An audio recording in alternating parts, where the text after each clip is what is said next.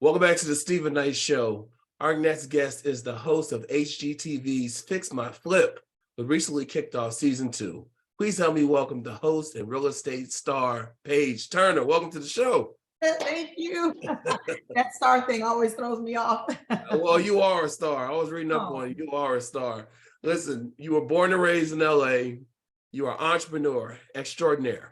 22-year veteran real estate broker, licensed in California, Tennessee, Georgia, flipping expert, executive producer, TV host, co-founder of BLW Productions, and CEO of Do the Work, Inc., which I know is your motto, do the work.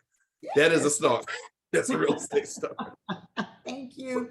But tell us a little bit about you, other than that, like, and how you got into this industry in that field. That's a great question. So I've been a real estate broker for almost 20 years. Mm-hmm. But I'm only 30. I'm just kidding. Right.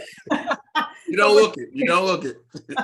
Well, I just turned half a century. So that's. Oh, congratulations. Happy birthday.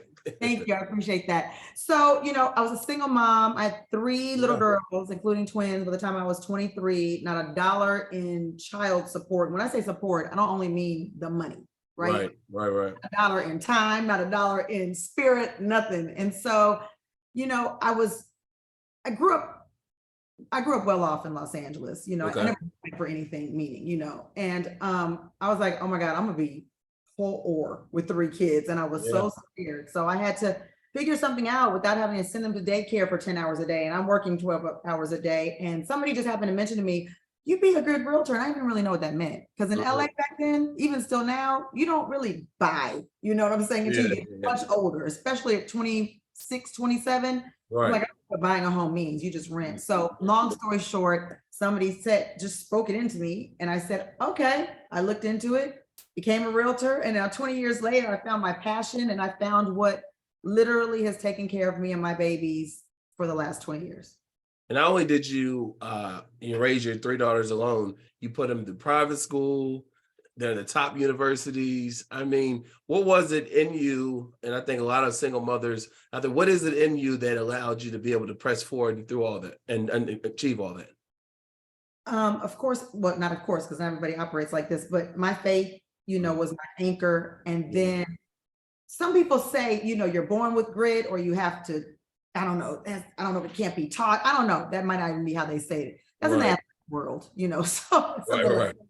I think I was born with this tenacity to win, to overcome, or maybe just a byproduct of being in Los Angeles. It's like, you figure it out, you pivot. And I committed to myself, and I asked God, I don't want my children to have anything less than what I had, because that's not the way you progress in legacy. Yeah. He honored that, and I did the work. You said it, my hashtag is do the work. You got to do the work to see fruit, to eat the fruit, and to be able to, rise in this world, or else it's a dog-eat-dog world out here. Absolutely.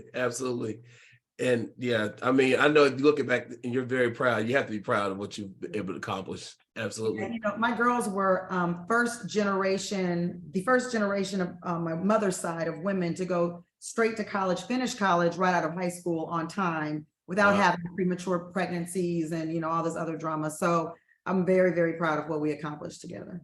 Awesome. Can I ask you, what is your sign? What's your sign? What do you think I am? Maybe Capricorn or Virgo. No, but they compliment me the most. I'm a Taurus. Okay, yeah, that was my next. A whole bull, and I'm an April Taurus, so a little bit of that emotional bull. That's the worst kind you can get. Well, let's see. So prior to Fix My Flip, you were on other HGTV shows, which did very well. You had your own prior to this as well. How did that prepare you? How did those experiences prepare you for Fix My Flip? Well, it prepared me for the entrance into the television industry. Yeah.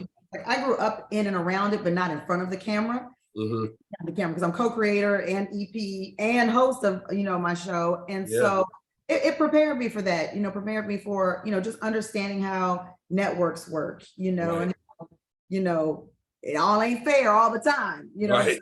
And how to navigate that. Do you just have to fit and pop off and go to the extreme side, or you just kind of do like Oprah did and just squeeze your leg under the table, like I'm just gonna stay quiet this time, because understand what I'm about to say. You have to sometimes know your place where you are. Yeah. Everybody is expendable. Exactly. Right? At any moment. So you kind of have to know your place and play that game back and forth. And so it started the preparation for that. Mm-hmm.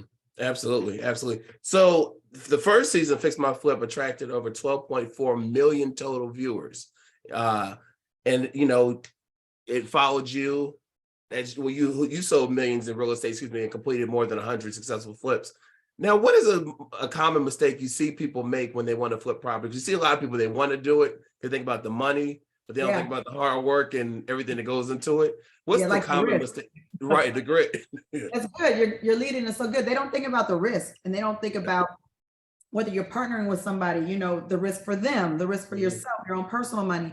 They don't get mentors before they start and actually walk through several flips, you know, either being like an intern or shadowing or bringing on somebody who's successful in flipping, not just real estate. There's different, you know, lanes in real estate, but in flipping, and saying, can I just shadow you or bring you in on this deal if you just show me how to do it, to make sure, number one, it's something you want to do, because it's not for everybody. Like, for instance, property management isn't for me. I'd rather cut off my right ankle. You know what I'm saying? So, you know, I've been in so many different lanes in real estate. I found what works for me. So they, you know, they don't understand the risk. They don't get a mentor, find somebody to shadow, and then they don't budget properly. They don't know their markets. I mean, Stephen, I can go on and on about what they don't do. They just don't properly prepare. I guess my overall arc is that they don't prepare to run flipping as a business and house as its own entity. So just imagine if you're walking into, I don't know, because you got some waves today, a barber shop, and you just think you're going to start, you know, cutting hair without experience, any knowledge, you know, no hours of, you know, interning anywhere. So, you know, that's what I see. Yeah, so it's something that you have to, like, you know, you see a lot of people on social media, they have instant success. This is something you have to you have to do your due diligence. You have to learn. You have to, like you said, get a mentor, things like that to be successful. Is that what you're trying to say? What you're saying? Let me add on to that. I should have said first, there's no instant success in real estate. So what you see on social media, you can't learn the business of real estate by following somebody who, you know, has all these grandiose ideas. Right. And probably never really walked them through. Maybe it was a one-hit wonder here and there, you know, but for the most part, it's just not how real estate works. And there's no instant success. Now, people have made a lot of flippers who should probably not be flippers because they don't run successful flipping businesses, did make a lot of money the last, you know, especially 3, 4 years. Yeah. Houses were selling themselves. Now we're in a state in the economy and in real estate where if you don't know how to sell a home, if you don't know how to market a home, if you don't know your neighborhood, if you don't know all of the logistics, then you're not going to stay in this business long. Yeah. And you were able, during the recession, able to capitalize on that and make millions. How were you able to do that? Well, now the precursor to that, and this is the part I like being transparent about that people don't show on Instagram, is that I've been in real estate long enough to see the first housing crash that started in 2006, but I didn't know to stay ahead of the curve and to pay more attention. I was working with my head down instead of working with my head up and around on my business. I didn't know. And I was only in real estate for 3 years at that point. And so right before I made those millions during the recession, I had to give back my Escalade. I had to file for bankruptcy so I could keep my house and keep the home I was raising my kids in. The house, you know, and thankfully I paid off an expedition, so I wasn't too bad off. But you know, I had to give back my Escalade because it came out of nowhere. Because again, I didn't have a mentor in real estate. I hadn't even started flipping then, and so then you know, the recession, which was a real recession, not just eggs being at $8.99. I mean, we bottomed out in 2007, 2008.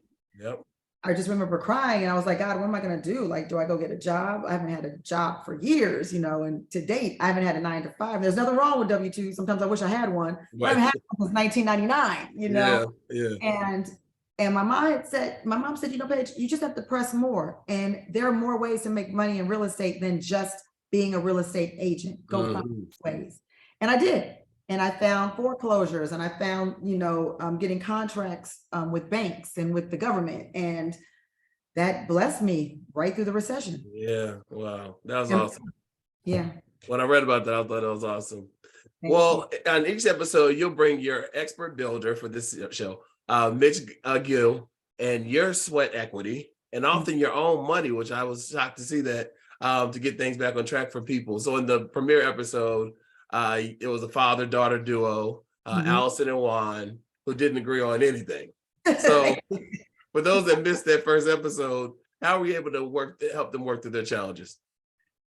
Well, because, when you are a real estate agent, you become a counselor, you become, the shoulder people cry on, the sounding board, all these things they don't tell you about, Right. And so, in that moment, I was instantly, because I read people well, I read situations well too, I read the room well. I was able to figure out what the dynamic was, and I said, okay, Juan is on my side, and Allison is being sticking to her guns. She's, even though they invited me in, so that it doesn't throw me off anymore. I'm like, you invited me here, now you want to push me away. So, exactly. So the dynamic was worked through just by, I just watch and I let people go through the motions they have to go through, because even though people say that money's not emotional, money's very emotional. Money ruins friendships, marriages, business relationships, the whole nine, right? So I've learned to put my emotions on a shelf when I'm dealing with a client, like, because at the end of the day, I don't have to be here. Right. So I can even keep my peace. Right. Exactly. And you guys are going to be in a heap of mess. So you know how to navigate through it now. And, I can laugh through it most of the time. Yeah. And when people are trying to flip a home, do they make a mistake by trying to do too much in terms of, the ways they're trying to upgrade the home? Because I remember when I was doing renovations on my home, I have a friend who's in real estate and he's made millions off real estate. And he told me, don't do too much upgrades in your home that's going to price point the neighborhood. It's going to outprice the neighborhood. He said that won't be what are your thoughts on all that?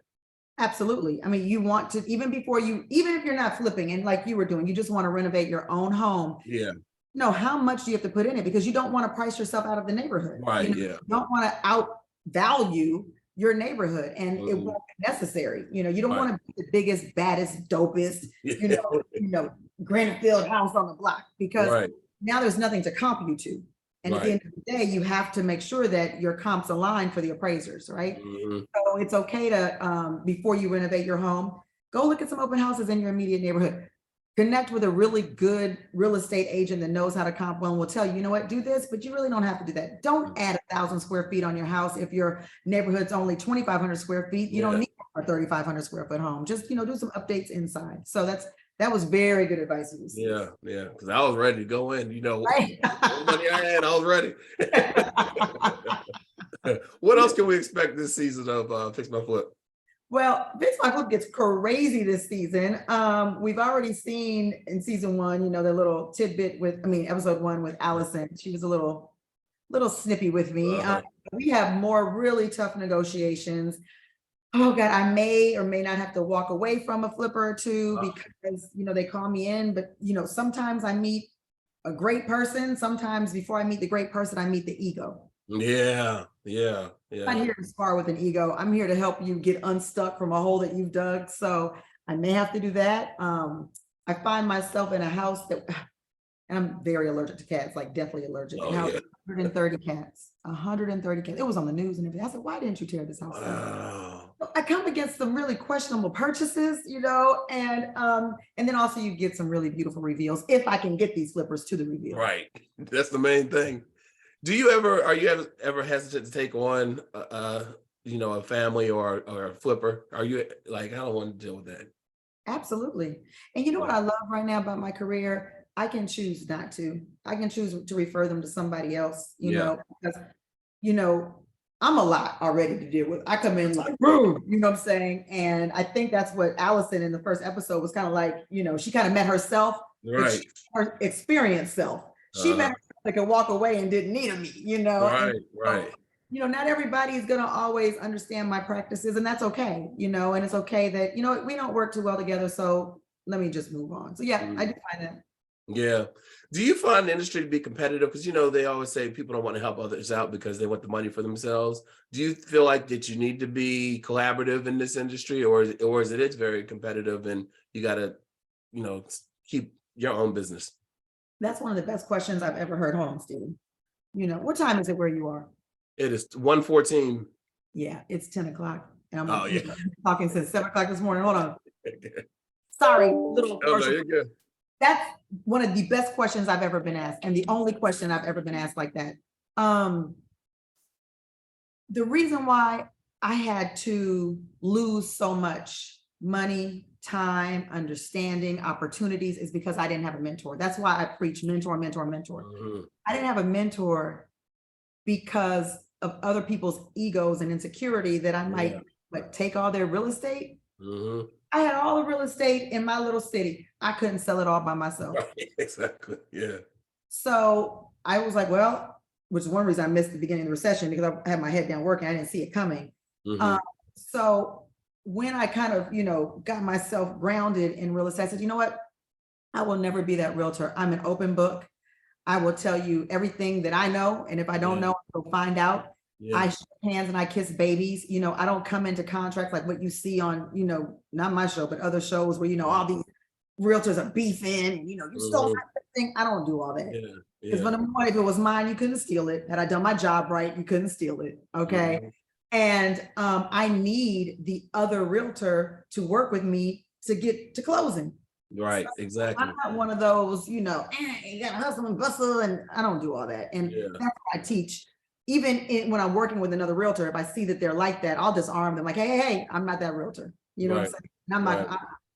I can't do it. So I shake hands and I kiss babies. Staying in any industry for any length of time, you have to build relationships. Mhm. I'm here with you right now because of a relationship. That somebody I know that knows somebody that trusts me, that trusts you, and that wants us to collaborate. Exactly. Right. Yeah. Absolutely. Absolutely. No, I like that. I think that people get in that mindset of me, and they miss out on that networking opportunities. But what makes you when you did season 1 and now what made you want to go into season 2 and continue to do this? Is it the love? I know it's a lot of work. What is it for you? It is all of that. But I shared with you that I've just turned half a century. Yeah. And I didn't start in television until my kids went to college, and I was 44, 45 maybe. 45, yeah. So to be able to catch your dreams at 45 in your second chapter of life, I don't take lightly. I don't take for granted. And I'm very humble with it. Like, wow, God, you're really allowing me to do this. So when a network, after doing all that work, season 1, when a network and the viewers, like you, and they say, hey, you want a season 2?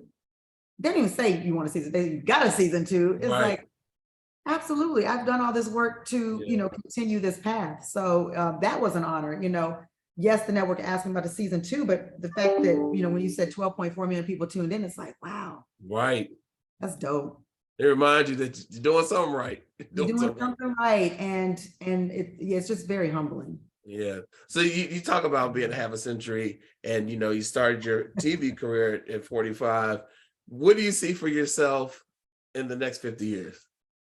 Next 50 years. Well, I do want to, as long as all this stays together, I'd love to stay in front of the camera, but I also have a great love behind the camera. Okay.